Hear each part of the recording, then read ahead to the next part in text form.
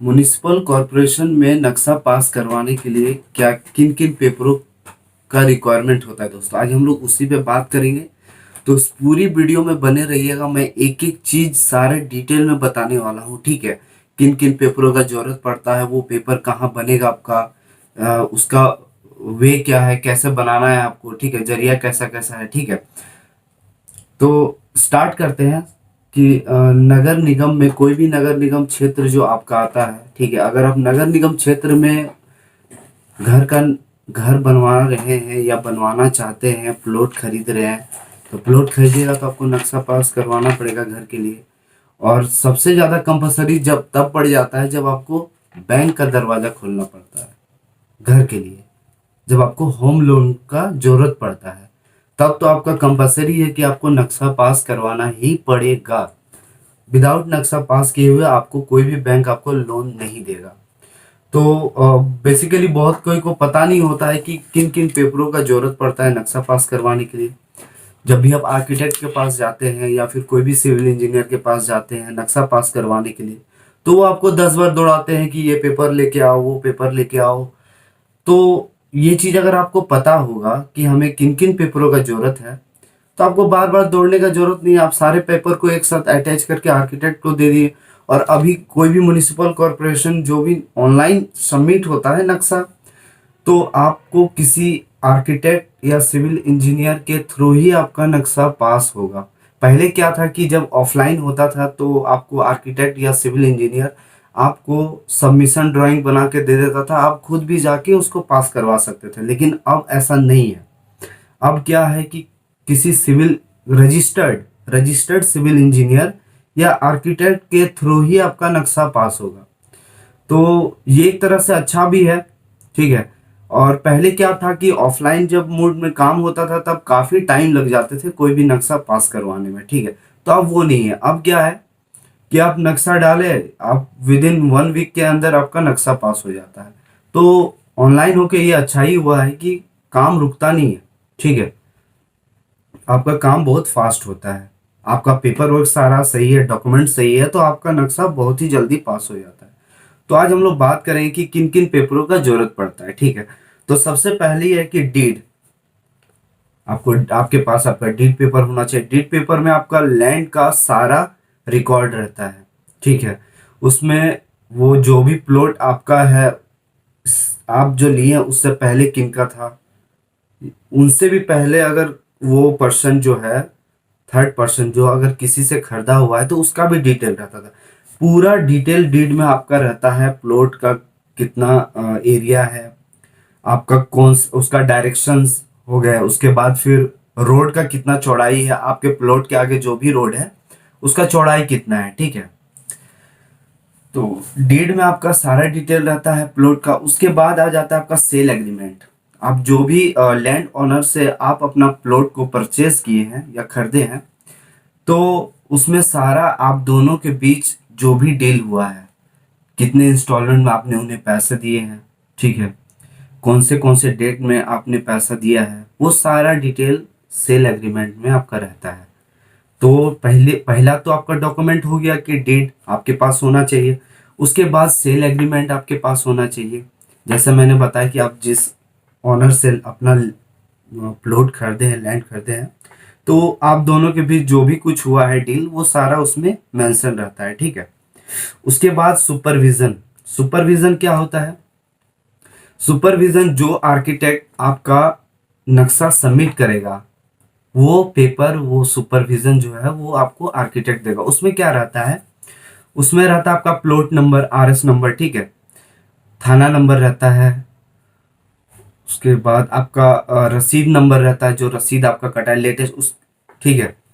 और उस आर्किटेक्ट का मोहर और उस आर्किटेक्ट का सिग्नेचर आपका सुपरविजन पेपर में रहता है, ठीक। मोटेशन। मोटेशन में आपका मोटेशन पेपर एक जरूरत, उसके बाद खतियान। खतियान भी आपका जरूरी है, ठीक है। जो आपका प्लॉट का जो खतियान आता है वो जरूरत है। उसके बाद आ जाता है की प्लान। की प्लान क्या है? की प्लान जो आप प्लॉट को खरीदे हैं, मान लीजिए कि 12 डिसमिल का प्लॉट है, अगर उसको वो जो भी लैंड ओनर है उसको प्लॉटिंग करके बेच रहा है। तो आप अगर 5 डिसमिल ले रहे हैं तो 5 डिसमिल आपको एक कोई सर्वेयर आपको वो 5 डिसमिल आपको देगा। उसमें उसका सारा डिटेल रहेगा कि उस प्लॉट का कितना, हर डायरेक्शन का कितना मेजरमेंट है, ठीक है। तो वो एक अमीन का रहता है की प्लान बनाया हुआ, उसमें आपका सारा डिटेल रहेगा, आपका थाना रहेगा, आपका प्लॉट नंबर रहेगा, आपका प्लॉट टोटल कितना है, 2 डिसमिल है, 3 डिसमिल है, 4 डिसमिल है, स्क्वायर फीट में भी रहता है, किस एरिया से बिलोंग कर रहा है वो प्लॉट।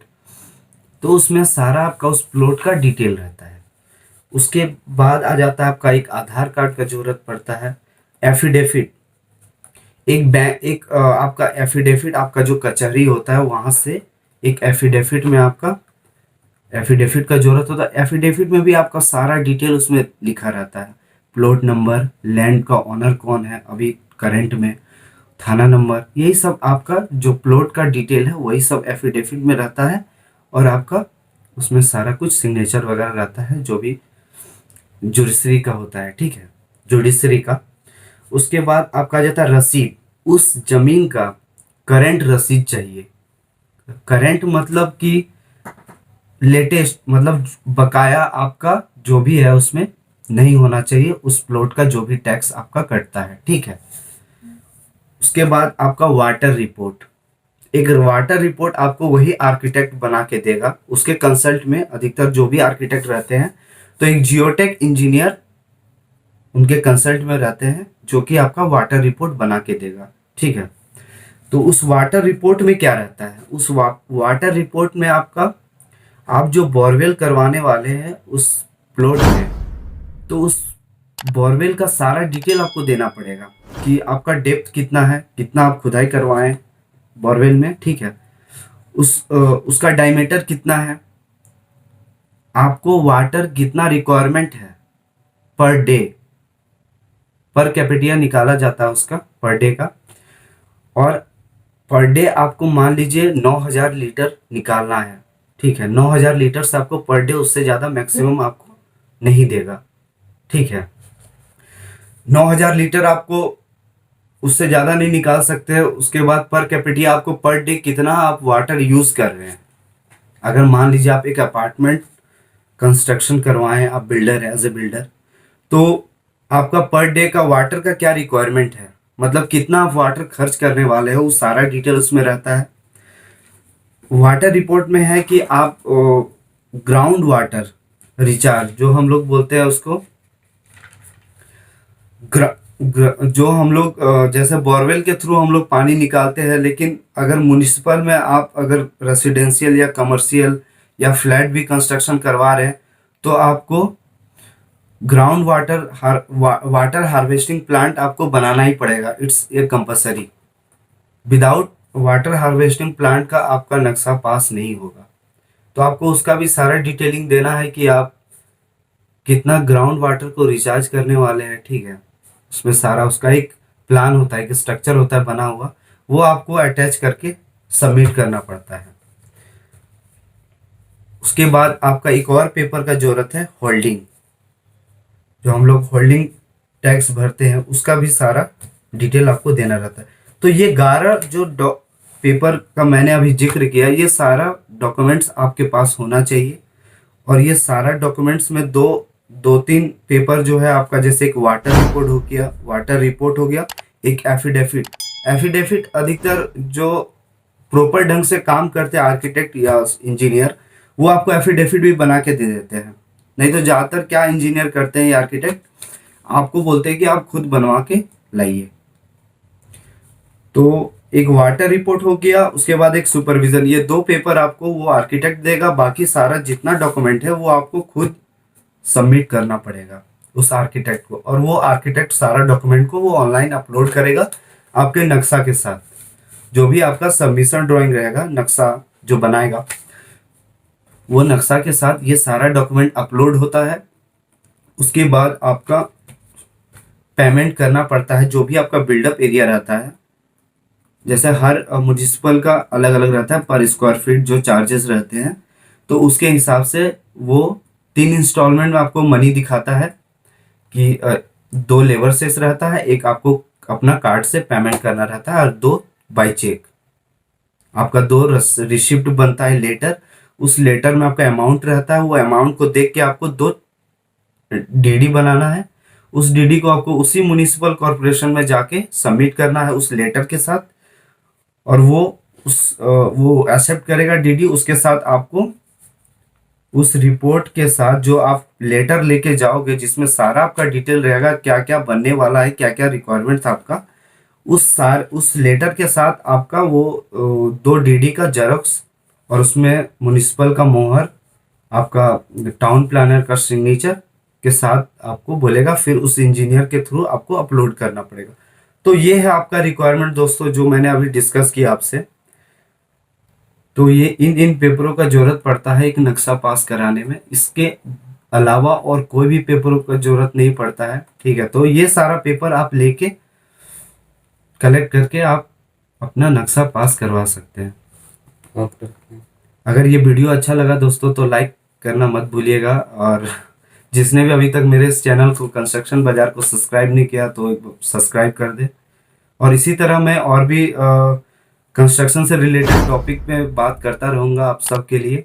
ठीक है, जो कि बहुत कोई को पता नहीं होता है ये सब चीज़ें क्या क्या ज़रूरत पड़ते हैं, तो मैं इस तरह और भी वीडियो लाता रहूँगा। तो मेरे इस चैनल को फॉलो करते रहिएगा। धन्यवाद दोस्तों, इस वीडियो में बने रहने।